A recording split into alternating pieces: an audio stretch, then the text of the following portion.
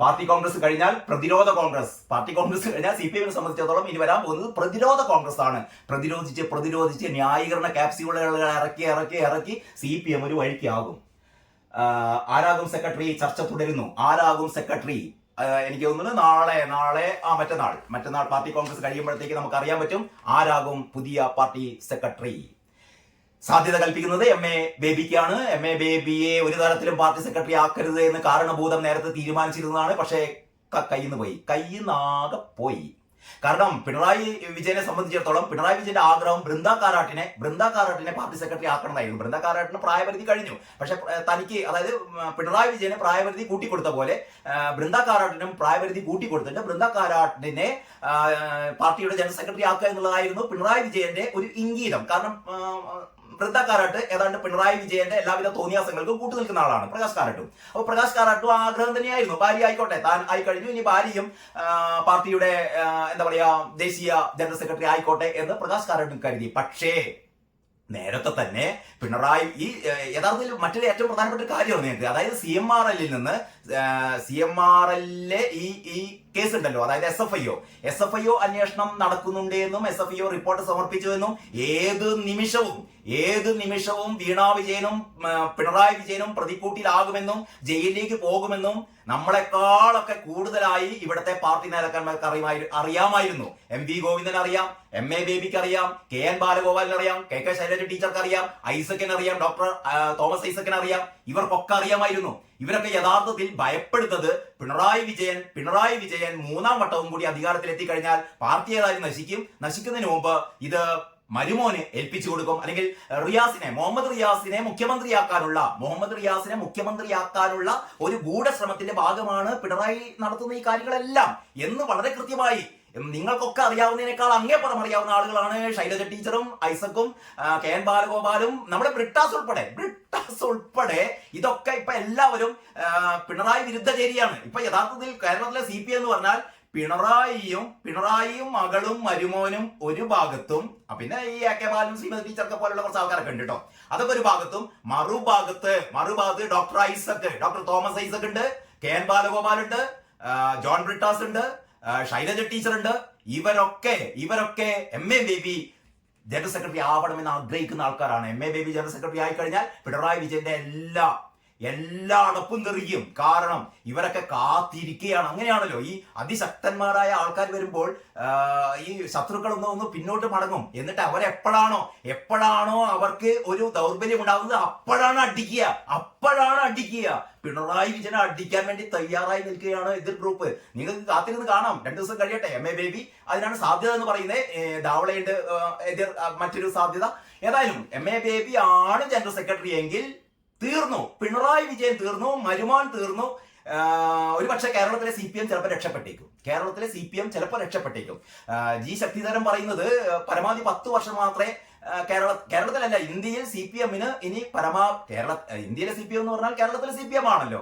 അതായത് ഇനി പരമാവധി ഒരു 10 വർഷം മാത്രമേ സാധ്യതയുള്ളൂ എന്നാണ് G ശക്തിധരൻ, CPM മാർക്സിസ്റ്റ് സൈദ്ധാന്തികനായ മുൻ മാധ്യമ പ്രവർത്തകനായ സീനിയർ ജേർണലിസ്റ്റായ CPM-ന്റെ എല്ലാ സംഭവങ്ങളും അറിയുന്ന എല്ലാം തുറന്നെഴുതുന്ന G ശക്തിധരൻ പറയുന്നു പരമാവധി 10 വർഷം. പക്ഷെ 10 വർഷം ഒന്നും കാത്തിരിക്കേണ്ട. പിണറായി ആണെങ്കിൽ മിക്കവാറും ഇത് അടുത്ത ടേമോട് കൂടിയിട്ട് തീർന്നു. CPM കേരളത്തിൽ തീരുകയാണ്.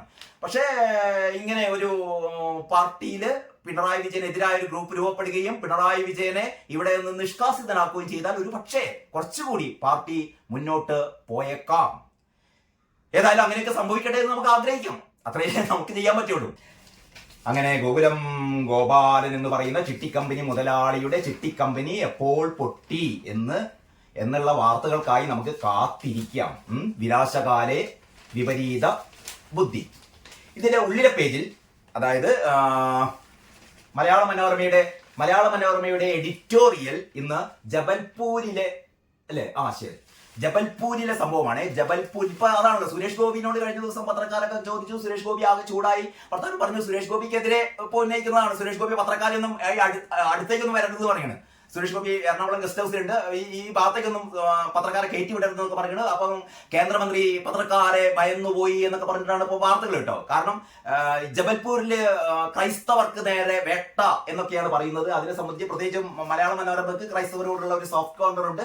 മലയാള മനോരമയുടെ എഡിറ്റോറിയൽ ഈ അപലപനീയം, ഈ അതിക്രമം, ജബൽപൂരിലുണ്ടായ അതിക്രമം അപലപനീയമാണ്, മതനിരപേക്ഷതയ്ക്ക് കളങ്കമായി ജബൽപൂർ സംഭവം. എന്താണ് ജബൽപൂർ സംഭവം എന്ന് അറിയാത്ത കുറെ ആൾക്കാരുണ്ട്. ജബൽപൂരില് മധ്യപ്രദേശിലെ സംഭവം എന്ന് പറഞ്ഞാൽ കേരളം പോലെയല്ല. മധ്യപ്രദേശിൽ ഈ മതപരിവർത്തനം ഉണ്ടല്ലോ, മതപരിവർത്തനത്തിൽ വളരെ കൃത്യമായ നിയമങ്ങൾ അവിടെയുണ്ട്. എന്ന് പറഞ്ഞാൽ നിർബന്ധിത മതപരിവർത്തനത്തിന് വളരെ കർക്കശമായ ശിക്ഷാവിധികളാണ് മധ്യപ്രദേശിലുള്ളത്.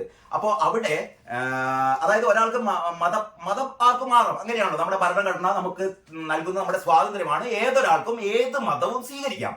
പക്ഷേ ഒരാളെ നിർബന്ധിച്ച് മതം മാറ്റാൻ പറ്റില്ല.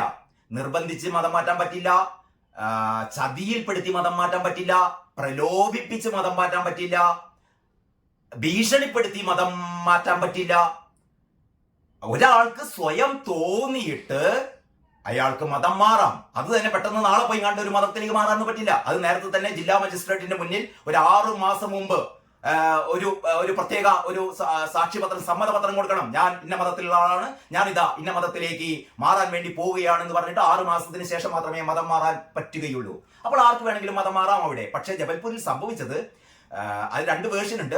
ഒന്നാമത്തെ വേർഷൻ, അവിടെ പള്ളിയിൽ ഒരു ഉത്സവം നടക്കുകയാണ് അത്രേ. പള്ളികളിൽ ഉത്സവം നടക്കുന്നു. ആ സമയത്ത് ആദിവാസികളായ ഒരുപാട് ഹൈന്ദവരെ ഒരു ബസ്സിൽ കുത്തി നിറച്ച് ഈ പള്ളിയിലേക്ക് കൊണ്ടുവരുന്നു.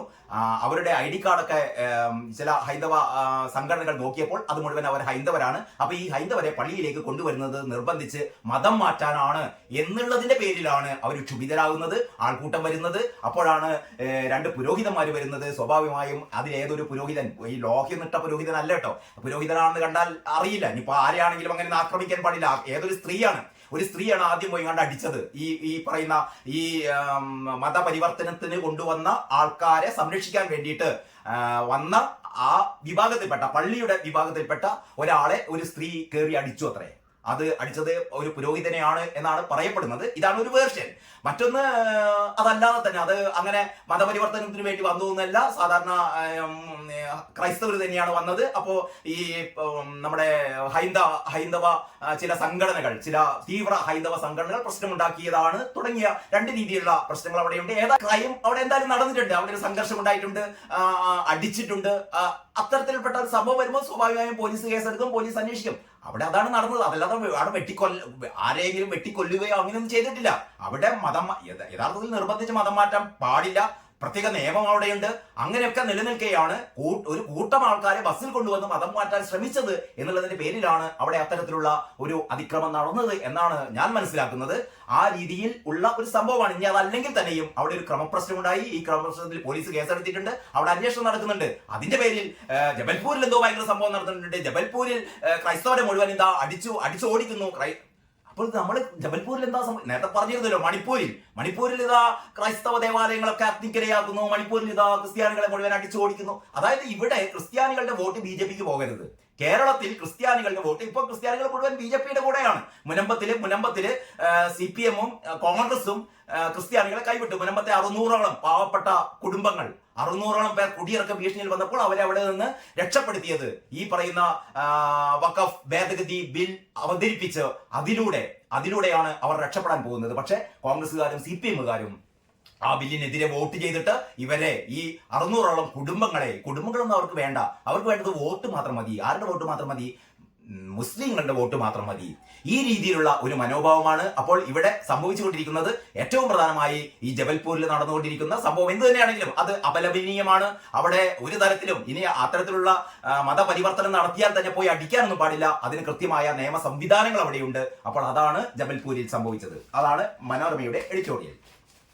ഇനി മലയാള മനോരമയുടെ ജയേന്ദ്രൻ ഇലങ്കത്തിന്റെ ഏറ്റവും നല്ലൊരു സ്റ്റോറി ഉണ്ട്. കരിമണൽ നിഴലിൽ മധുര. ഞാൻ നേരത്തെ പറഞ്ഞ പോലെ മധുരയിൽ കരിക്കട്ട എന്ന് പറഞ്ഞ പോലെ കരിമണൽ നിഴലിൽ മധുര കരിമണൽ നിഴലിലാണ് യഥാർത്ഥത്തിൽ CPM-ന് സംഭവിച്ചുകൊണ്ടിരിക്കുന്ന. CPM ആകെ ഞെട്ടിപ്പോയി എന്നുള്ള രീതിയിലുള്ള വാർത്തകളാണ് വരുന്നത്. അതായത് പിണറായി സർക്കാർ ദേശീയ മാതൃകയാണ് എന്ന് പ്രതിനിധികൾ ചർച്ച നടത്തിയതിന് തൊട്ടു പിന്നാലെ ടി വീണ പണമിടപാട് കേസിൽ പ്രതിയായി എന്ന വാർത്ത പുറത്തു വന്നതോടെ പാർട്ടി കോൺഗ്രസിന്റെ ഗതിയാകെ മാറി. ഒന്ന് ആലോചിച്ച് നോക്കണേ. മുഖ്യമന്ത്രി മൗനം പാലിക്കുന്നു. ഒപ്പം മധുരയിലുള്ള വീണയും മാധ്യമങ്ങൾക്ക് മുന്നിൽ എത്തിയിട്ടില്ല. മുഖ്യമന്ത്രി നേരിടുന്ന CNC ലാവലിൻ കേസിനോടൊപ്പം മകൾ നേരിടുന്ന പണമിടപാട് കേസും ഏറെക്കാലം ഇനിയും പാർട്ടിയുടെ തലയ്ക്ക് മീതെ നിൽക്കുന്നു എന്ന് ചുരുക്കം. അങ്ങനെ ആ വാർത്ത പോകുന്നു.